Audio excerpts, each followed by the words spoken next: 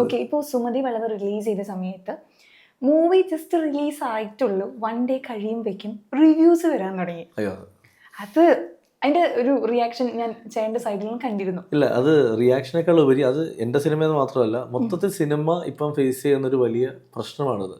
ഇത് ആരെ സാറ്റിസ്ഫൈ ചെയ്യാനാണ് സിനിമ വേണ്ടത് മനസ്സിലാവുന്നില്ല. ഇപ്പം ഇത് റിവ്യൂവേഴ്സിനെ സാറ്റിസ്ഫൈ ചെയ്യാൻ വേണ്ടിയാണോ, ഓഡിയൻസിനെ സാറ്റിസ്ഫൈ ചെയ്യാൻ വേണ്ടിയാണോ എന്ന് എനിക്ക് മനസ്സിലായി. ഈ റിവ്യൂവേഴ്സിനെ ഞാൻ പറഞ്ഞു, ഞാൻ വിമർശനങ്ങളെ എപ്പോഴും സ്വീകരിക്കുന്ന ആളാണ്. ഞാൻ ഒരിക്കലും ഇപ്പം ഞാൻ എഴുതുന്ന സിനിമ 100% ബ്രഹ്മാണ്ഡ സിനിമയാണെന്ന് ഞാൻ വിശ്വസിക്കുന്നില്ല. അതിന് കുറ്റങ്ങൾ കാണും, കുറവുകൾ കാണും, പോസിറ്റീവും നെഗറ്റീവും കാണും. അത് സ്വാഭാവികമായിട്ടുണ്ട്.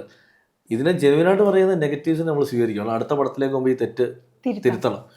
പക്ഷേ ഇതിനെ ഒരു ടാർഗറ്റ് ചെയ്യപ്പെടുമ്പോൾ അത് ഒരിക്കലും നമുക്ക് അംഗീകരിക്കാൻ പറ്റാത്ത കാര്യം. പ്രത്യേകിച്ച് ഈ റിവ്യൂവേഴ്സിൻ്റെ ഏറ്റവും വലിയ പ്രോബ്ലം, ഒരു ജെനുവൻ റിവ്യൂ പറയുന്നവർ പോലും നമുക്ക് അവരെ പോലും മറ്റേ കാറ്റഗറിയിലേക്ക് ഞങ്ങൾ പെടുത്തേണ്ട അവസ്ഥയിലൊക്കെ പോകുന്നത്.